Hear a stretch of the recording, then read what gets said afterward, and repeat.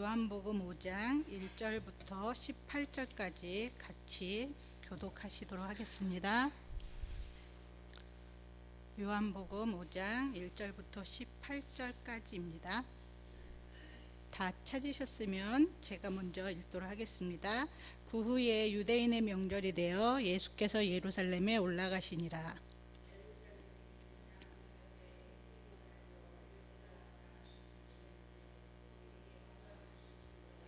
그 안에 많은 병자, 맹인, 다리 저는 사람, 혈기 많은 사람들이 누워 물의 움직임을 기다리니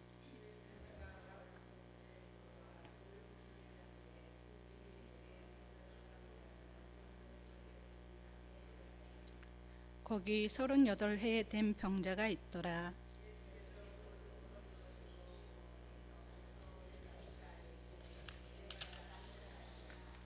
병자가 대답하되 주여, 물이 움직일 때 나를 못에 넣어주는 사람이 없어 내가 가는 동안에 다른 사람이 먼저 내려가나이다.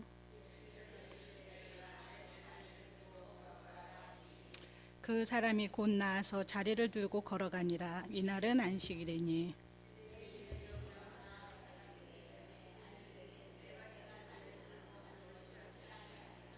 대답하되 나를 낫게 한 그가 자리를 들고 걸어가라 하더라 하니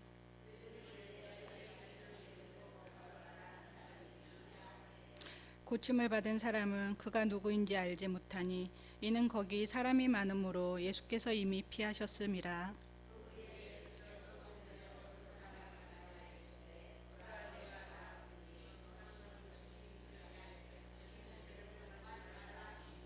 그 사람이 유대인들에게 가서 자기를 고친 이는 예수라 하니라.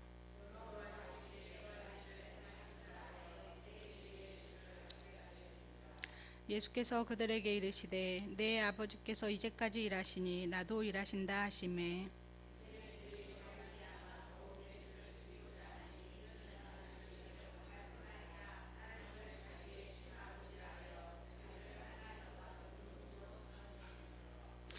아멘. 우리가 읽은 본문 요한복음은 바로 예수님을 하나님으로 소개하고 있는 책입니다. 예수님의 사역을 기록한 책 마태, 마가, 누가, 요한복음은 각 그 책자마다 예수님이 누구신지에 대해서 소개를 해주고 있는데 요한복음은 예수님이 하나님이시다라는 것을 소개해주고 있죠. 그래서 다른 복음서와 달리 1장 1절에 보면 태초에 말씀이 계시니라. 이 말씀은 하나님과 함께 계셨으니 이 말씀은 곧 하나님이시니라 하면서 예수님이 하나님이시다라는 것을 소개해주고 있습니다. 그래서 그런지 요한복음서를 읽어보면 다른 복음서에는 기록되지 않고 요한 복음서에만 기록된 예수님이 행하신 표적들이 있음을 볼 수 있습니다. 그중 하나가 저와 여러분이 읽은 본문 38년 된 병자를 고치신 사건입니다. 예수님은 먼저 갈릴리에서 왕의 신하의 아들의 병을 고치신 후 유대인의 명절에 예루살렘으로 올라가셨습니다. 유대인들의 명절 하면 유월절이 생각나죠. 그 6월절의 명절에 예수님이 예루살렘에 올라가신 이유는 당시에 많은 사람들도 6월절을 지키기 위해서 예루살렘으로 향하였기 때문에 예수님은 그들에게 하나님의 말씀을 가르치고 싶었을 것입니다.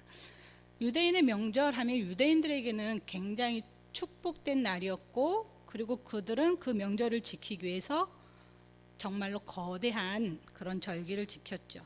그런데 그와 반대로 오늘 2절부터 기록된 걸 보면 예루살렘에 있는 양문 곁에 히브리 말로 베데스다라고 하는 연못에 행각 5이 있는데 그 안에는 병자, 맹인, 다리 저는 사람, 혈기 많은 사람들이 누워 있었다라고 말하고 있습니다.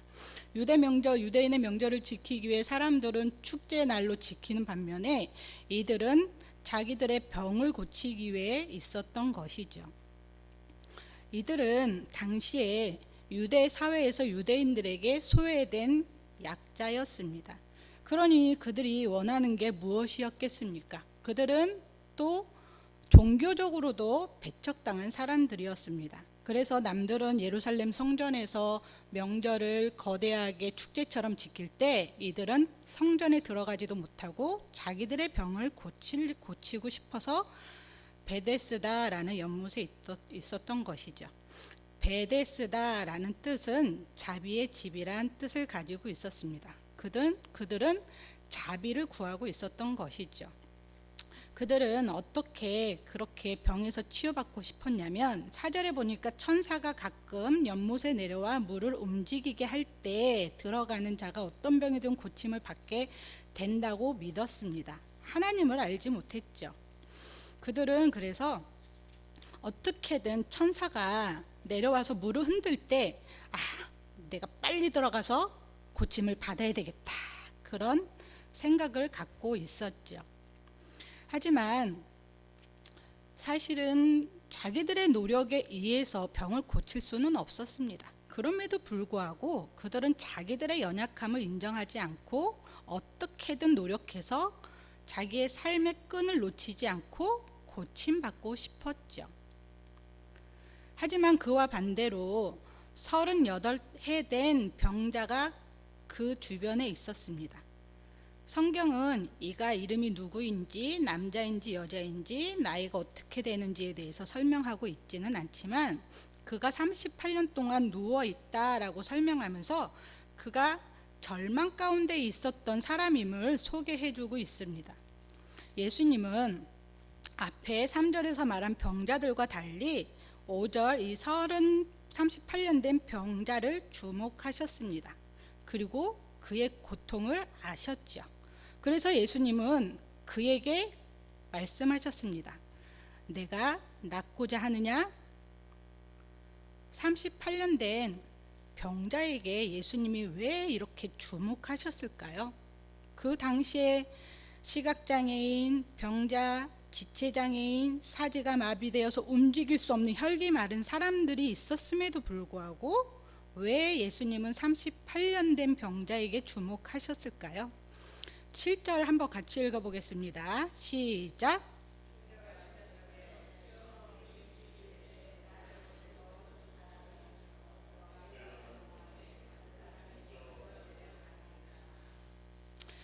그에게는 아무도 없었습니다.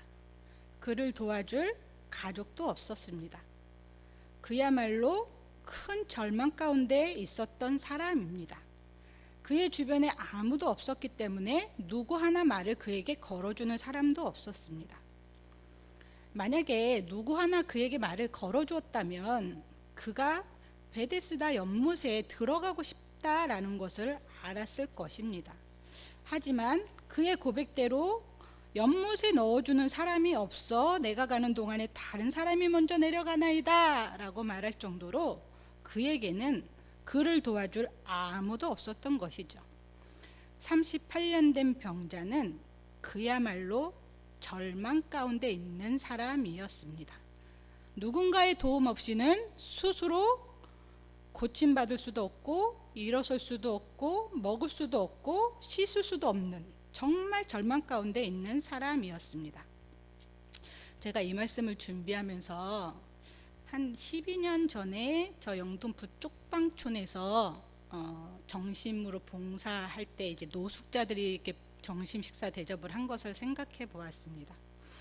그 노숙자들이 정말로 누구의 도움 없이는 살 수 없는 분들이더라고요. 요즘에도 계실지는 모르겠지만 그들은 스스로 씻지도 못하고 그러다 보니 줄을 쫙 서 있으면서 그 외모적으로 봤을 때 누가 그에게 가서 말을 걸 수 없을 만큼 그런 초라하고 너무나 비참한 그런 모습이 생각이 났습니다. 그리고 언젠가 TV에서 노숙자들에 대해 이야기를 다룬 프로그램을 보았었는데 노숙자 중 한 분이 PD가 그런 질문을 했어요. 당신 소원이 무엇입니까? 그랬더니 이 노숙자 중에 한 분이 가족하고 살고 싶다고. 그의 주변에는 아무도 없었던 거죠. 그는 오직 혼자. 얼마나 외로웠을까요? 그러니까 왜 가족하고 살고 싶습니까? 그랬더니 너무 외로워서요. 그런 말을 한 것을 보았어요. 어떻게 보면 이 38년 된 병자도 몸이 아픈 것도 서럽지만 자기 주변에 아무도 없다는 이 사실 때문에 외로워하지 않았을까요? 38년 된 병자의 삶은 그야말로 소망이 없는 상태, 삶을 포기하고 싶은 생각을 갖게 하는 상태, 인간적인 모든 소망이 끊어진 상태가 바로 38년 된 병자의 모습이었습니다. 그런 그에게 예수님은 주변의 다른 병자들이 관심을 갖는 것보다 이에게 더욱 주목하시고 관심을 가지셨죠. 이런 이야기가 있습니다. 인간의 절망은 하나님의 출발점이다. 기적은 모든 인간적인 노력을 포기하고 전능자의 도움만을 간절히 구할 때 일어난다. 반면에 스스로 구원하고자 하거나 스스로 할 수 있다고 자랑하는 한 주님의 영광은 결코 그에게 나타나지 않는다 라는 말이 있습니다. 38년 된 병자는 누구의 도움 없이는 살아갈 수 없는 절망적인 상태에 있었던 사람입니다. 그런 그에게 예수님은 주목하셨어요. 그를 불쌍히 여겨주셨죠. 그래서 그에게 말씀하셨습니다. 8절, 일어나 내 자리를 들고 걸어가라. 어떻게 되었을까요? 우리 9절 같이 읽어보겠습니다. 시작.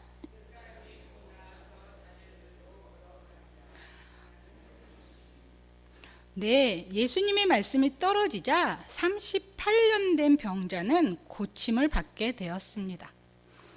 예수님은 누구셨기에 38년 된 병자를 고쳐주실 수 있었을까요? 제가 서론에서 말씀드렸던 것처럼 요한복음은 예수님을 하나님이라고 소개해주고 있습니다. 바로 38년 된 병자를 고치신 분은 전능자 하나님이셨습니다. 예수님은 절망에 있는 사람들에게 소망을 갖게 하시는 분이시죠. 때로 외로울 때, 때로 낙심하고 있을 때, 때로 포기하고 싶은 유혹을 받을 때, 그런 절망 가운데 있는 사람들에게 찾아오셔서 삶을 살아갈 용기를 불어넣어 주시는 분이십니다. 이런 찬양이 있습니다. 힘들고 지쳐 낭망하고 넘어져 이런 날 힘 전혀 없을 때에 조용히 다가와 손 잡아주시며 나에게 말씀하시네. 나에게 실망하며 내 자신 연약해 고통 속에 눈물 흘릴 때에 못자국 난 그 손길 눈물 닦아주시며 나에게 말씀하시네. 너는 내 아들이라 오늘날 내가 너를 낳도다. 너는 내 아들이라 나의 사랑하는 내 아들이라. 예수님은 이와 같이 절망 가운데 있는 사람들, 지쳐있는 사람들에게 용기를 주시고 힘을 주시고 삶을 살아갈 수 있는 소망을 갖게 해주시는 분이십니다. 혹시 이 자리에 앉아있는 분들 중에 너무나 삶이 힘들어서 지쳐 계시는 분 계십니까? 예수님께 나아가시기 바랍니다. 예수님의 손을 붙잡으시기 바랍니다. 예수님은 우리를 일으켜 세우시죠. 오늘 이 38년 병자에게 말씀하신 이 말씀이 바로 저와 여러분들에게 주신 하나님의 말씀, 위로의 말씀이 되기를 소망합니다. 우리 그렇다면 9절 한번 다시 같이 읽어볼까요? 시작.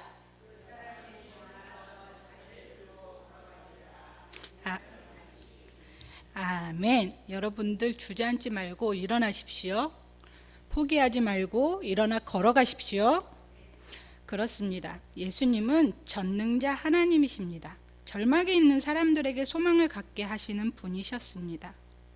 예수님은 그런 절망 가운데 있는 38년 된 병자를 고쳐주셨죠. 외로움과 소망이 없는 절망 가운데 있던 그를 고쳐주심으로 그의 삶에 소망을 갖고 살아가도록 하셨습니다. 하지만 이것이 끝이 아니었습니다. 14절에 보니까 보라, 내가 나았으니 더 심한 것이 생기지 않게 다시는 죄를 범하지 말라.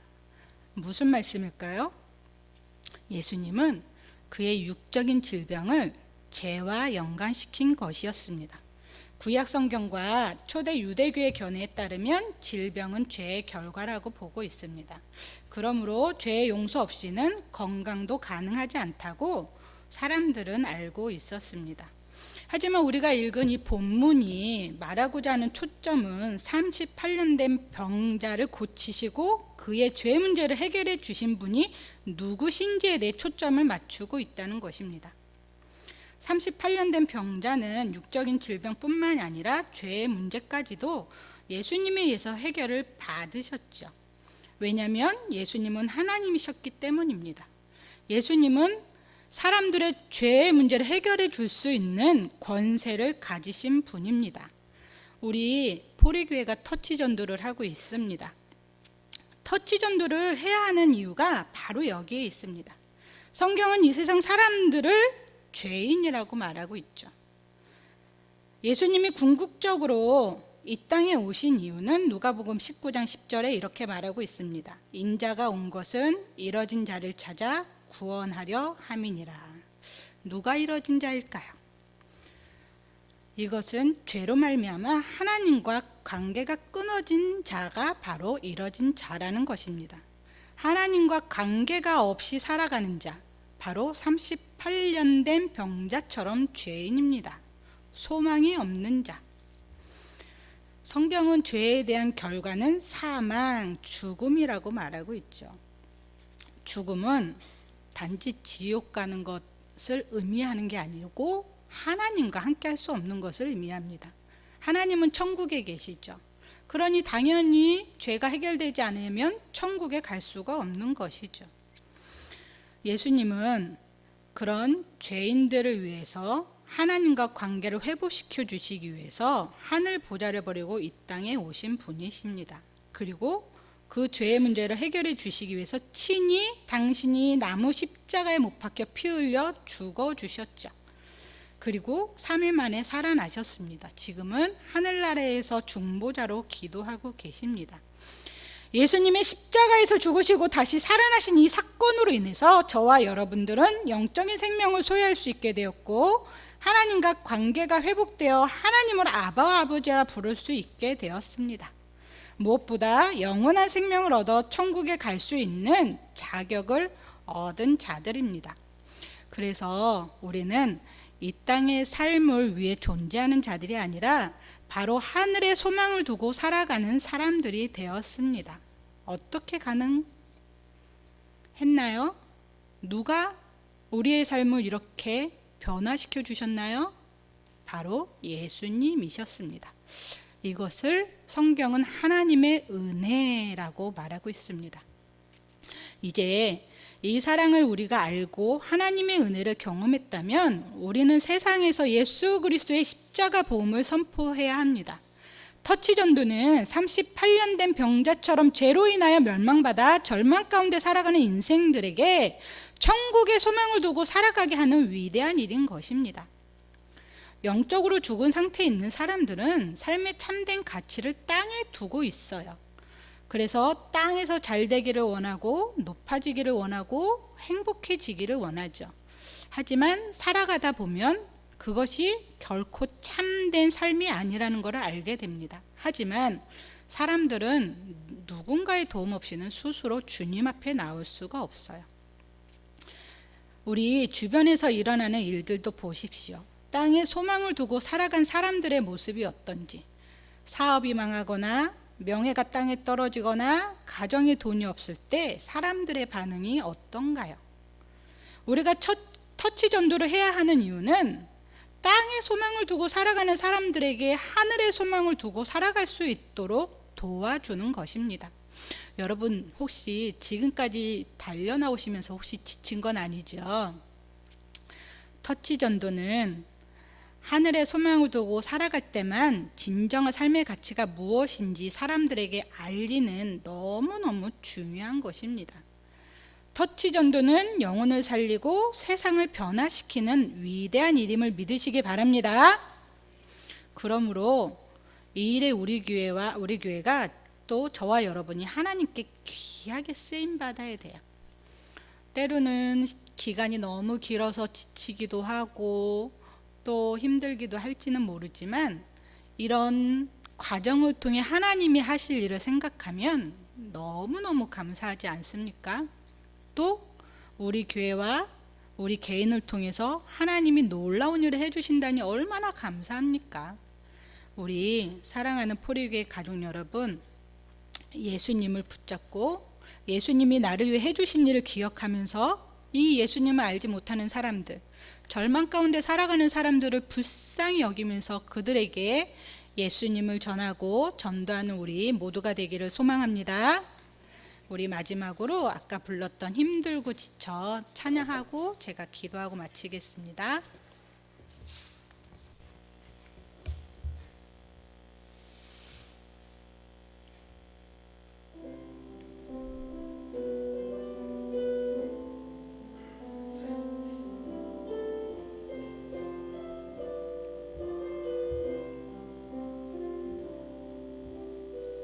힘들고 지쳐 낭만하고 넘어져 일어날 일 전혀 없을 때에 조용히 다가와 손 잡아주시며 나에게 말씀하시네.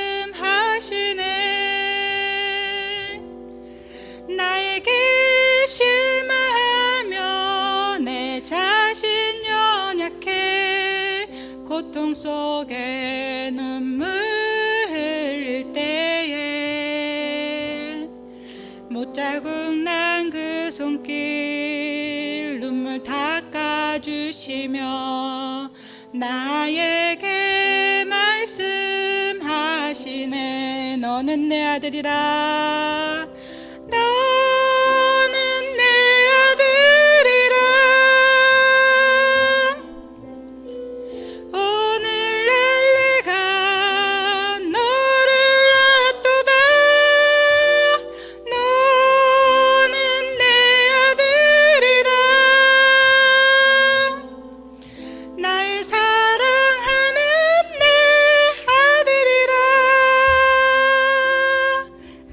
기도하고 마치 목사님 나오셔서 인도해 주시겠습니다. 고마우신 하나님.